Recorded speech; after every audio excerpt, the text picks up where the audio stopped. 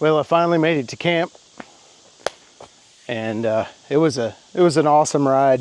This is kind of my normal setup, and there again, I ride to camp.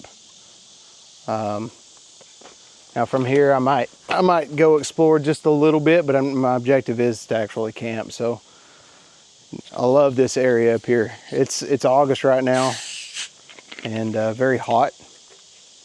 But it's always about 12 degrees cooler here, so I love it. Anyway, just a quick tour. I think my pack weighs in probably about 60 pounds. It's a little bit heavy. My style is to ride to camp, and then I've got a bushcraft. You know, I've got more of a bushcraft style when I get to camp. Less of the lightweight. I'm more interested in the actual camp experience. So the water's not deep enough to swim in, but it's deep enough to get wet. And it's close enough to where I got a good water source. Now, as far as widowmakers go, I'm really good here in this area. Not too worried about that.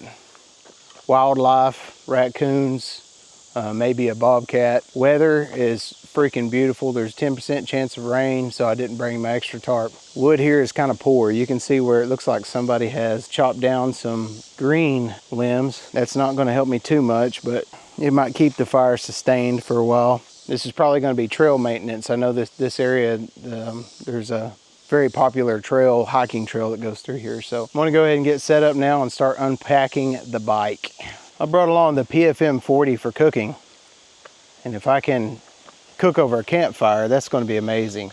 I just got to find the wood to do it. If not, I'll just use the Trangia. All right, that's almost everything except for my my water system. I'll carry the grill, and then a heavy cover canteen cup, and then a spare 1 liter bottle of water. So the next thing is identify where I want to put my hammock, which I think this tree here and then this cedar tree over here is going to be the two I think is going to be best. There's probably better options as far as hanging the hammock, but right over here is the road. And just to kind of give myself some privacy, so I'm going to hang between this tree and this one right here. And then so the tarp will actually be down on that side, and this will be my view. Another thing I watch out for when hanging my tarp or my hammock is I don't like the ends of my hammock to be facing down the road, because if there's traffic that comes through, the lights will be shining right through your hammock at night, and that sucks. So I always, whenever I go to set up my hammock, and to learn this from experience, I want to find 2 trees so my tarp actually does any of the covering. You know, it provides that privacy, but it also keeps the lights off of you at nighttime. So I've established where I want my hammock, and this is approximately 15 foot from this tree to that tree. I've got an 11-foot hammock, so I know where that's going to be. The next thing I want to do before I get started, you know, unpacking camp really, is I want to go ahead and set up my gear. My gear line. So I learned this a long time ago. I typically carry an extra ridge line in my gear. A couple different things for this. If I'm on the motorcycle, I can bring an extra tarp if we expect rain, you know. But this thing is outstanding just to hang your gear. So I've actually got 7 Prusiks that I've added to this one, and standard ridge line. You see it on YouTube every day, but what I like to do is hang this up, and then all of my dry bags fit perfectly into these Prusik knots, and then hang out of the way. I like to go ahead and set it pretty high. That way, if I do need to set up my tarp, if I don't carry the tarp, I normally carry make sure I carry the poncho. So military style poncho, it goes with me everywhere. On the motorcycle. Get out of the rain real quick. And then I'm just going to come in here and put a trucker's hitch in.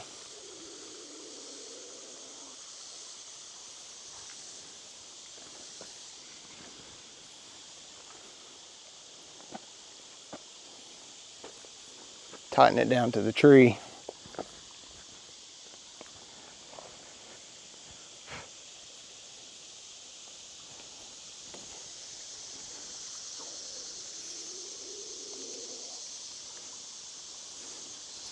We'll take the excess line and just loosely roll it up. And prusik it over that line. It gets it out of the way. We're good to go. And I am short enough to where it's not going to strangle me if I run into it. So now I've got all seven of these prusik knots. What I'll do is I'll go ahead and just space those out just a little bit. I like to leave some space here because I use that for a clothesline to dry clothes out. So I run with the Tusk Highlander system, and it comes with these dry bags. I keep a lot of the other stuff in dry bags too. So I'm just going to take this end of the dry bag, run it through a prusik, hang it and leave it. It's there, it's out of the way, I know where to go to get stuff. It's really organized. And then whenever it's time to go to bed, I'll roll that up a couple times, clip it, now it's waterproof. If it rains throughout the night, you know, my clothes aren't going to get wet. Here where I live in Arkansas, yeah, we do have black bear, but I'm not too worried about the black bear in this area as far as coming up in my camp and stuff. But I do put my food in different locations. But anyway, this is going to keep it up off the ground for rats, for the raccoons, any of the other varmints that get in the way. And the nice thing about the prusiks is obviously you can just slide them where you want them and they stay in place. This is my hammock system. It's going to be empty in just a few minutes, but there again, I just like to keep it clean.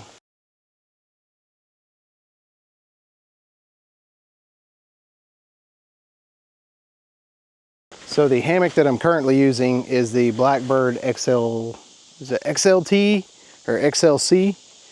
It is by Warbonnet, and I really like it so far. I don't have much to compare it to, but for summer camping, it's pretty awesome. My other hammock is a Hennessy hammock, and I like it, but I always find myself coming back to this one. It's a little bit more modular, in my opinion. So red for head. These trees are 15 foot apart. It's a little tight, in my opinion. I wish I can have a little bit more, but it is what it is.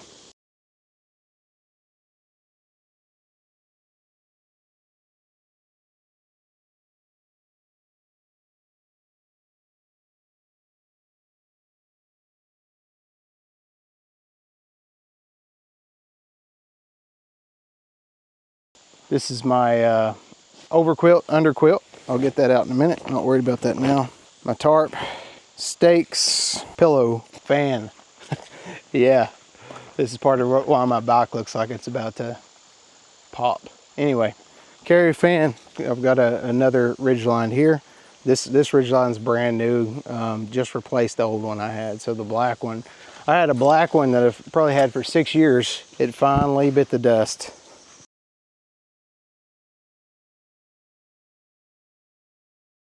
So just like the gear line, I've got Prusik set up here, but on this one I use these stainless steel S-beaners. For years I've been using a toggle, and you just put this through the hole or the garment or the grommet of your tarp, and then use the toggle and it'll hold it there. But this weighs almost nothing. I've got conveyance, and it's just so easy to clip that side in there.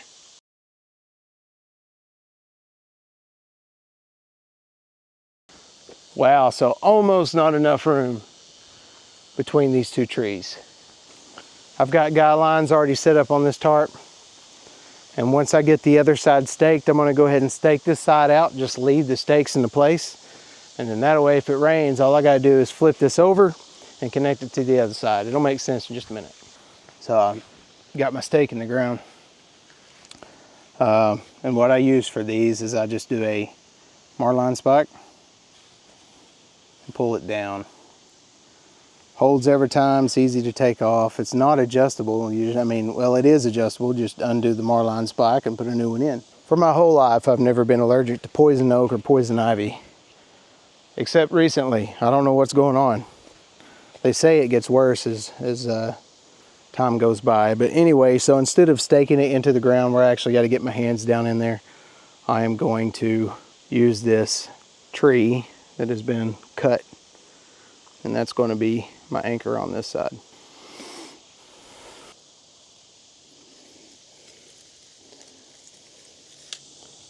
I just kind of make a makeshift trucker's hitch out of that. Just going back to that eye there.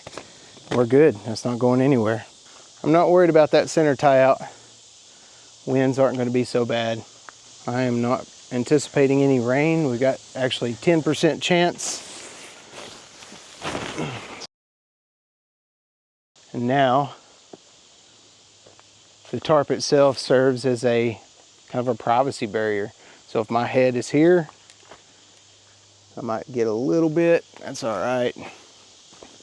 Tough deal with it. And then this is going to be my view in the morning. Now in the event of rain, all I got to do is just flip this over, anchor it to the ground, and it's good to go. But I should still be able to see the sky just like this, because when you're laying in this hammock, my head is right here. It's actually this will be out of the view. And if I wanted to, which I think I do, might have to tighten it up a little bit more, but that's okay. I can bring that tarp over just a little bit to give myself a little bit more space. And this is the Wookie. It's made specifically for the war bonnet. I'll be honest with you, I am about 70% happy with it. I mean, the process is super simple, and I really enjoy my war bonnet hammock. But the filling here is hard to stay on. Like, I find cold spots a lot, and it's not a migrating issue. Basically what it is I move a lot in the hammock. What I'm thinking about doing is looking into superior gear hammocks in the future, you know, for my colder weather stuff, because I think the full hammock is insulated. Where this, you got to work to stay on top of the pad. That is a con for me, because for some reason I can't seem to do that. This is a Smart Devil fan that I purchased off Amazon, and wound up making a little bit of modification to it just so I could hang it a little easier. Put 2 holes there and ran some bank line through it. Call me crazy, but this is an outstanding comfort item. I've got a carabiner that I'll leave on the hammock line, and I'll put this right here up above my head. At nighttime, whenever I have the mosquito net closed, it pulls in air through the mosquito net, and it's a game changer. And for the weight, which isn't much if you've got conveyance, it might be something worth looking into. But this thing here will move some air. I'm very, very impressed with this little bitty fan. I've got a 10,000 milliamp hour battery pack just for it. I can use it for other things too, obviously, but I'll stick that inside this little shelf here and run that fan all night, and it's still running in the morning. So I can get at least 2 good nights out of that battery pack. And then I have a separate battery bank that I could charge off of too. Plus I can pull the power from my bike, you know, if I need to. Now that I've got everything set up inside my hammock, I'm gonna go ahead and just close the bug net to make sure nothing gets in there. Now these war bonnets, well, the Blackbird XLC, I think, they have what they call a shelf. I'm gonna see if I can get in there and do it. So these shelves is just a gear pocket, a gear dump area. And I like to take the bungees from the shelf and hook it on the tent peg out here, and that just pulls it out a little bit. So now I've got a shelf up here, my head's gonna be on this side, and you can put stuff in here. So this is the setup. It's the Wookie 20 degree, the 40 degree Hudson Bay by Jacks Are Better. This off-brand pillow, which I love. The Smart Devil USB fan. It's a freaking game changer. Something else that I need to do. So War Bonnet actually makes its own, you know, makes the Wookie for this specifically. And there is a tie right here. So I need to take that tie. I'm just gonna do a half hitch, just so it kind of holds that blanket in place at nighttime. Okay. So the 20 degree underquilt has been pretty good. The only complaint I have on it is that I can't hardly stay on it, because it will wake me up a couple times at night, and then I gotta adjust and stuff. I wish I'd have got a 0 degree though. But yeah, that's the hammock system. All right, pegs and guideline extensions. If I go several times without using something, it'll usually come out of the kit. But these extensions are great. Let's say that I know that it's gonna rain, or I wanna keep the tarp up all the time. I use the extension, I can pull it out and then set up in porch mode.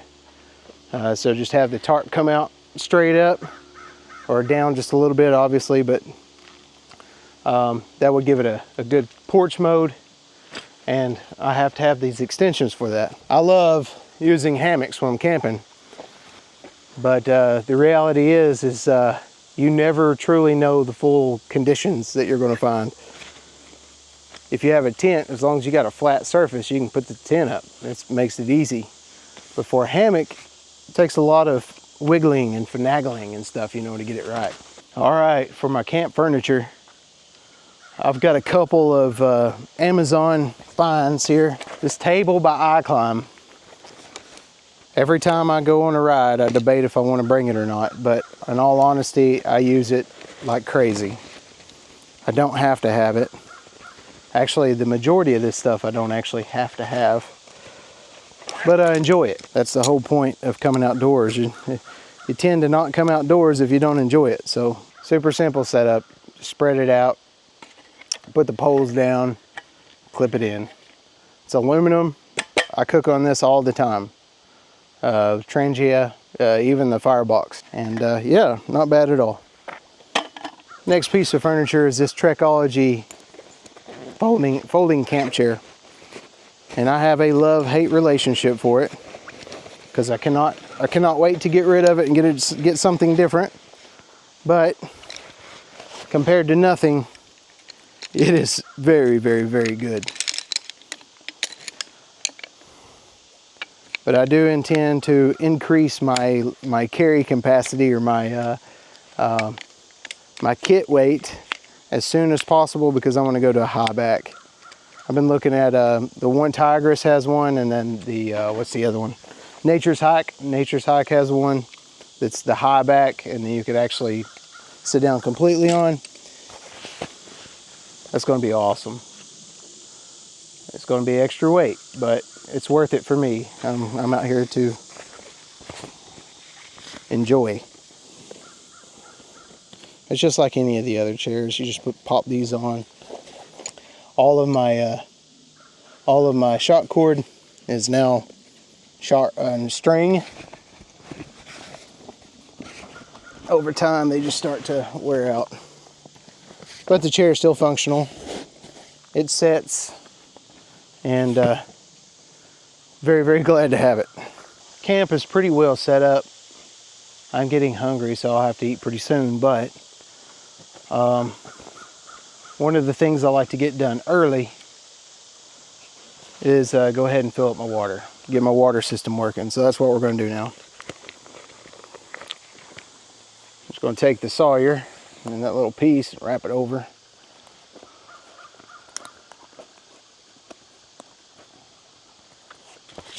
I think just about everybody has seen the Ceenox before, but they've got this little slider up top. It's almost like a zip tie, or not a zip tie, but a zipper.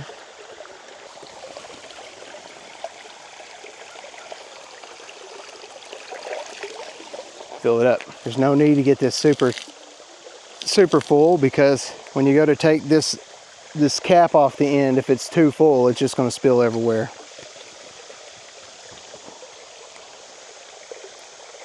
Three liters of visibly clean water that I'm sure has protozoa and giardia. Now, I'm going to make sure that my valve is turned off up here, and then go ahead and open this up.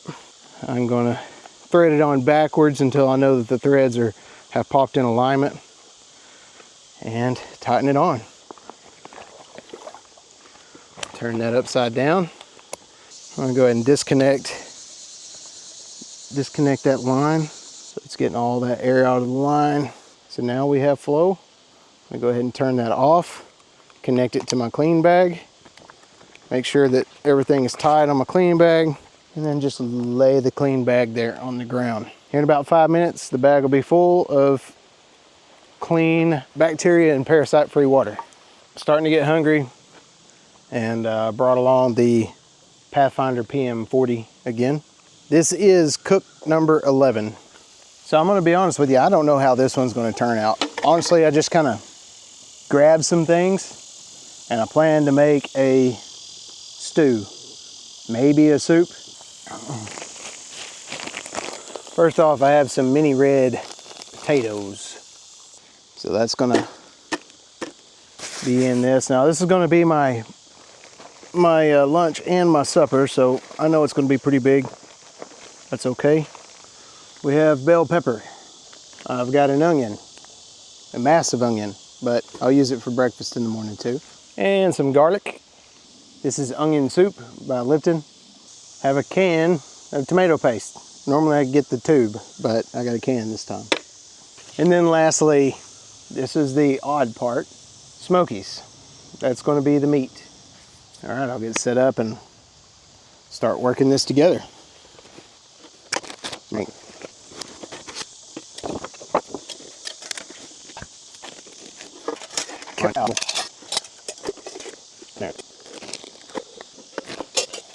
Oh, okay, I think I'm gonna do this a little bit different this time.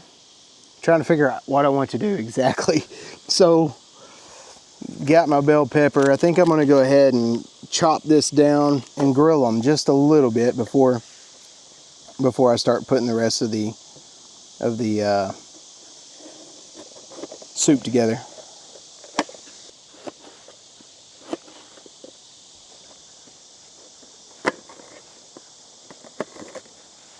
I am not a fan of the skins. A lot of people like them. I'm not, but I'm gonna go ahead and do that. Leave them on there this time. The problem with a meal like this in the Trangia is you're gonna burn a lot of fuel, which is okay because I brought quite a bit of extra fuel because I knew that I might have to do this, and I could go ahead and start a fire and cook over the fire, which I love to do, but I'm very hungry. I'm just cutting those up into quarters, and I think I've got probably enough after these two.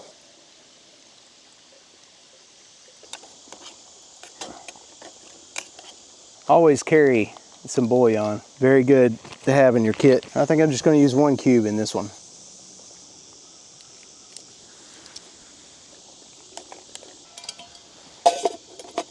Lid on.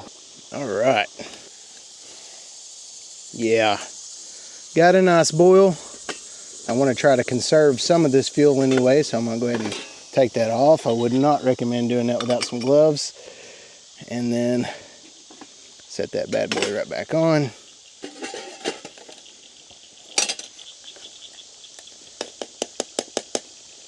Now we got the simmering on. It should reduce the fuel consumption, but still give enough heat to, basically all I'm trying to do now is cook the potatoes. Once the potatoes are done, throw in the little Smokies, which are already cooked. Simmer it for a few minutes, and then we should be golden. I knew this would take quite a bit of time because of the potatoes, but that's really the only thing that's going to take the extra time.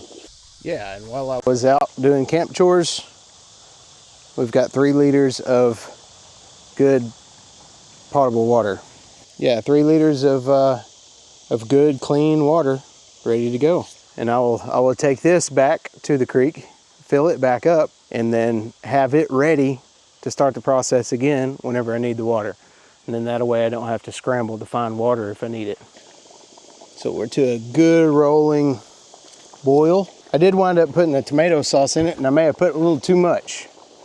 Wind up using about 1/3 of the can. It was still a little more red than I want. That's okay. This one is an experiment. I don't know exactly. The best thing about a soup or a stew, you can throw whatever in it, whatever you want in it. It should be good to go when you get done. Like I say, this was a random purchase. Just a random idea I came across. I was looking for a meat source, found these little Smokies. It's been a long time since I've had these. I don't even remember the flavor. Like I say, this is gonna be my lunch and my supper tonight, so I'm just gonna dump in the whole thing. So I'm gonna go ahead and simmer this for a few minutes, and I might add some of that onion soup. I may not. All right. And I'm gonna do a little taste testing, see what I need to do with the seasoning. Like I say, I haven't used these smokies ever. You know, I've had them during like family get-togethers when they make the pigs in the blanket. Fantastic. But I had forgotten what they taste like, so this is an experiment. I think they brought some sweetness, which is a little different. Oh yeah. So soup is kind of hard to mess up. Different flavor than normal for me, but still fantastic. I'm gonna add some Slap Your Mama. So Slap Your Mama has salt in it. It's by a company called Walker and Sons out of Louisiana. So I'm gonna have to take this off now because the potatoes are starting to mash up and I don't wanna get any further than that.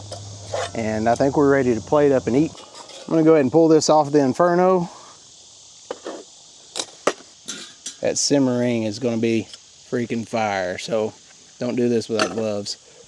Very good. So I was able to do this entire cook on one full Trangia fuel capacity. So I'm not quite sure what to call this. Smells amazing.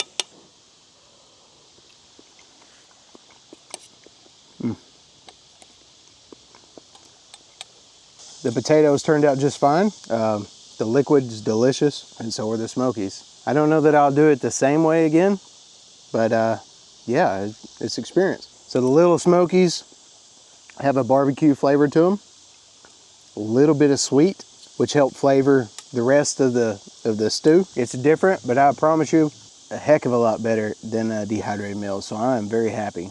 So after that cooled down, that turned out to be a fantastic meal. I ate about half of it, and this is what's left. I brought these heavy-duty freezer Ziploc bags. Later on, if I start getting hungry, I'm gonna take this and actually use immersive heating to warm this back up if I need to. I may not have to though.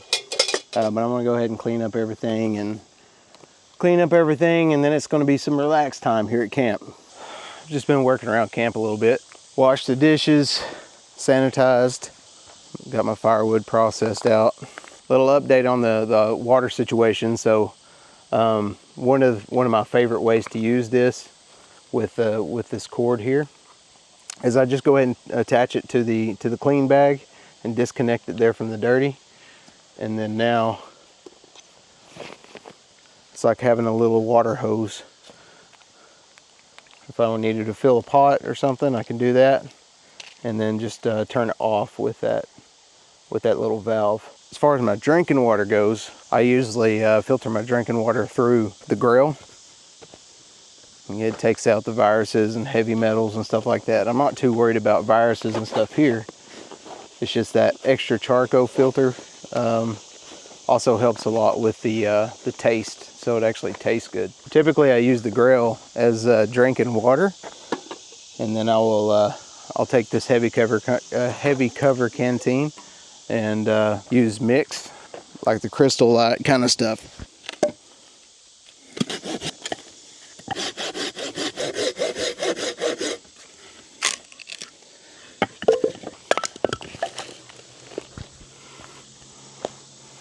Well, that doesn't look like much. If it was going to be a cold night, I would probably double that size. I'm shooting for a small fire tonight. I want to go ahead and put it out before I go to sleep.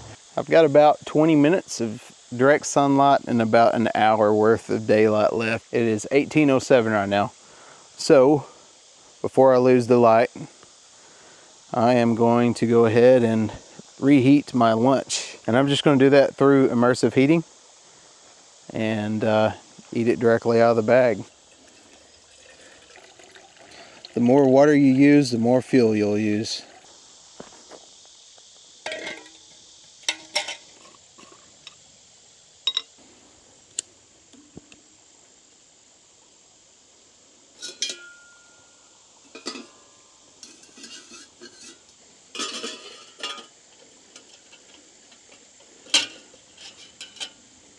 Wipe the bottom of that off. It's clean. Just try to capture some of that heat. I still want to get a lid for this and drop this in. When that comes up to temp and it starts boiling, the food is hot. I'm just going to transfer this bag here over to this cup and eat directly out of the bag. And I don't have to wash dishes again. I think we're about there.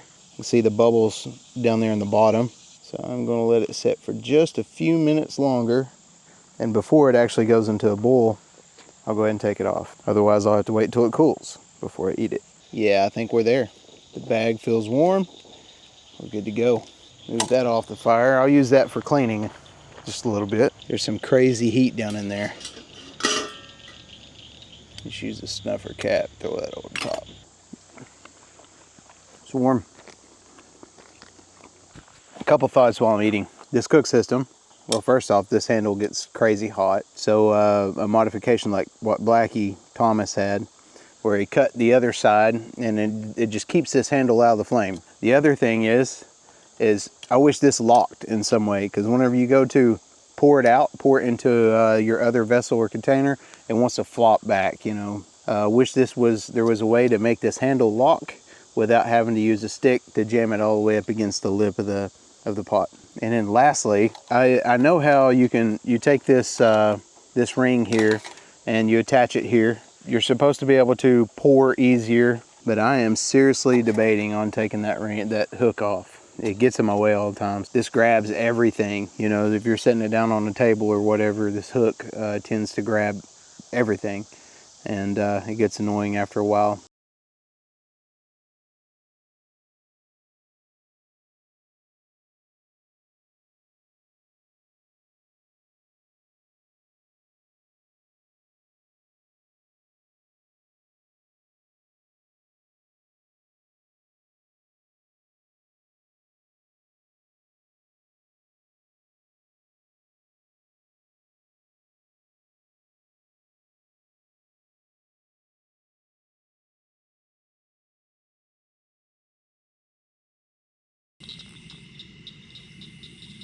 It's kind of hard to tell, but this is illuminating action.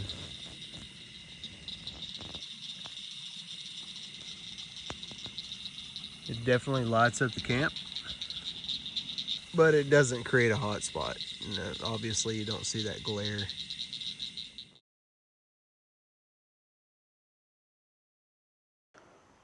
I woke up to a beautiful morning this morning.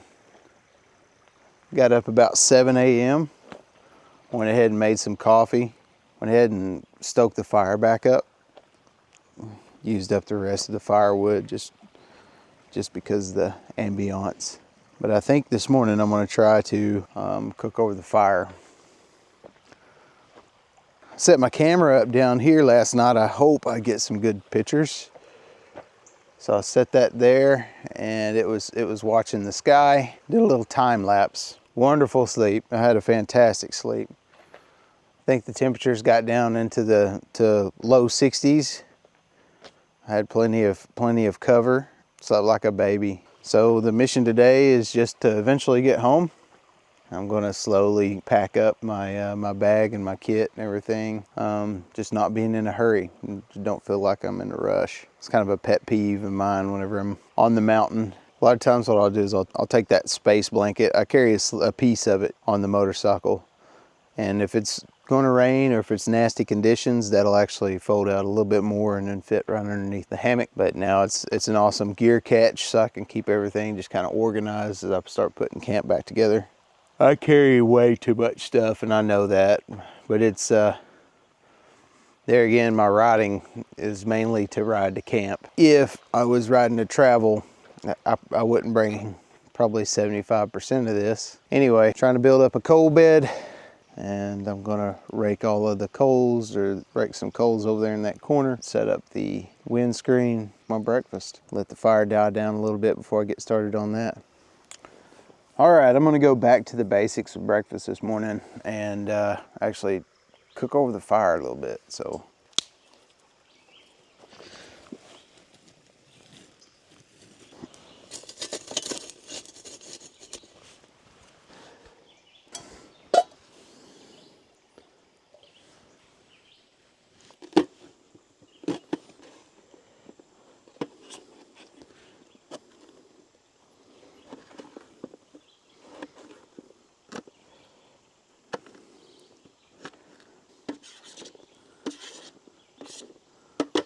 We've got onion, bell pepper, and I don't know that I have enough heat on the fire.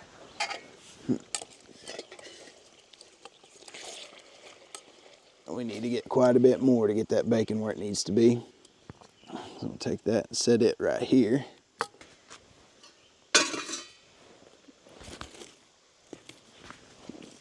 Don't do this without gloves, or don't do it at all. I'm not telling you you can do this. Don't get burned. Try to sue me.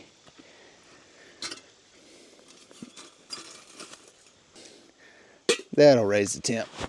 So wound up letting a little flame catch underneath there, and actually it's a good thing in this case because it wasn't getting quite hot enough.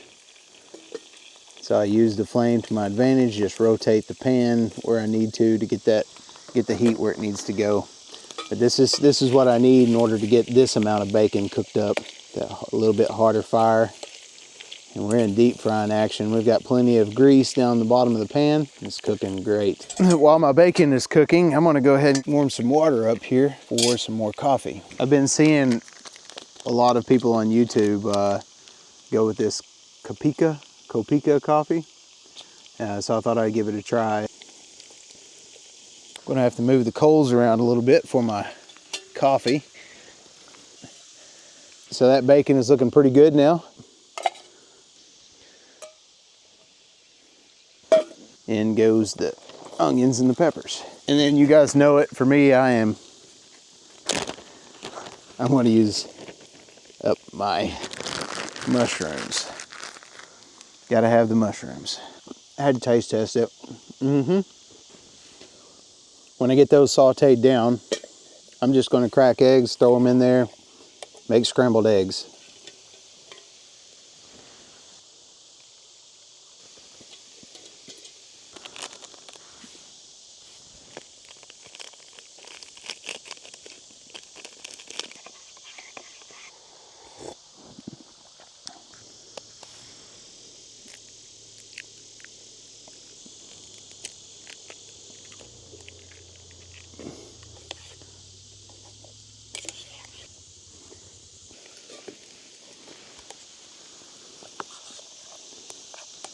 That's about right.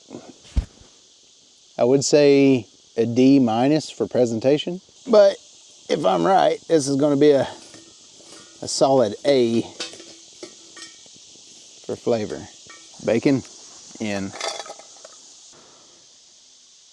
I already know what this is going to taste like.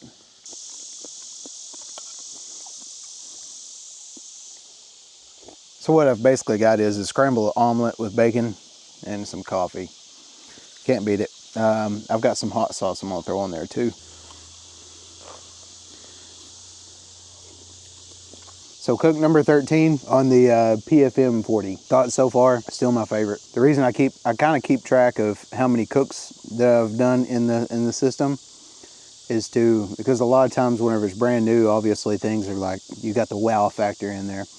And I want to wait for the wow factor to die off so I get a more accurate opinion. And then I thought maybe sharing the videos would help somebody else that's looking at getting one. You learn from my mistakes, basically, and successes, if there's any. But I will say the system itself so far has been a success for me. I love it. Once again, the handle on this, I wish there was a way to lock this handle. Because you go to pour out, and sometimes the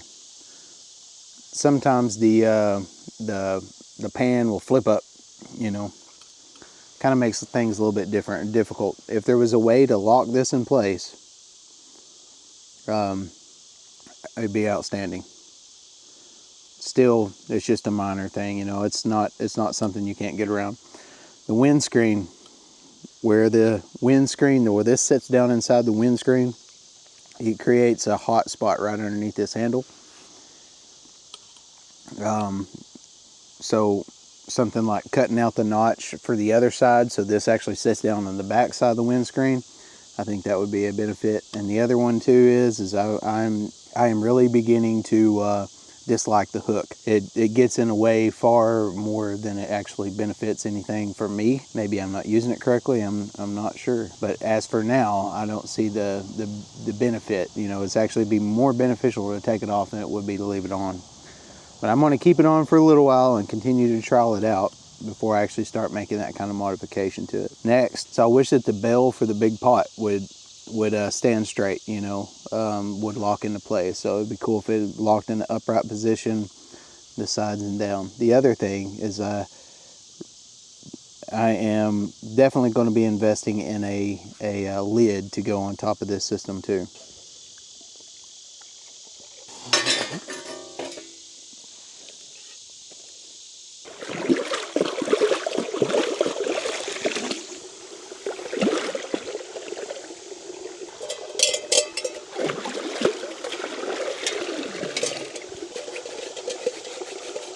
I'm not too concerned about the outside of the pot. I just do this to keep it from building up so much over time.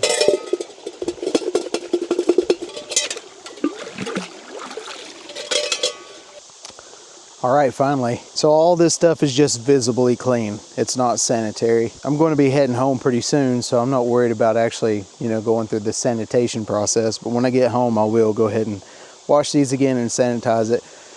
But at least it's going to keep my pack clean. Now, if I was staying another night, what I would do is I'll take this up and use that pot right there, put some clean water in it, and then steam anything that would fit in that pot.